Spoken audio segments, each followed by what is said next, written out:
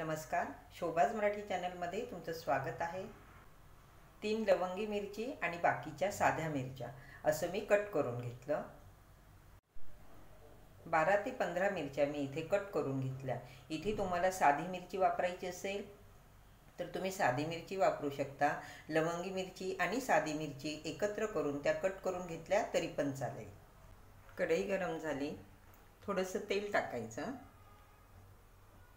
तेल गरम झालं, थोडंसं जिरं फुललं, कट करून घेतलेली हिरवी मिरची। कमी आचेवरच आपल्याला संपूर्ण रेसिपी करायची। मिरचीला डाग पडेपर्यंत परतून घ्यायची। उपवासाला तुम्हाला जिरं चालत असेल तर यामध्ये जिरं टाका, नाही टाकलं असे डाग पडेपर्यंत मिरची तेलात परतून घ्यायची। यात टाकायचं 3 चमचे दही।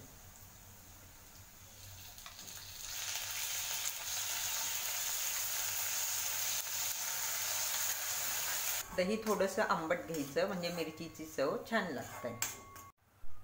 सुरुवातीला हे पातळ होतं, जसजसं आपण हे परतत जाऊ तसतसं हे घट्ट होतं। एकसारखं याला हलवत राहायचं।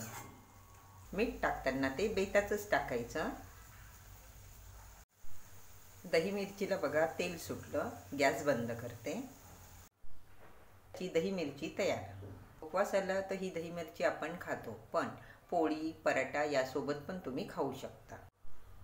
रेसिपी आवडली तर लाईक नक्की करा।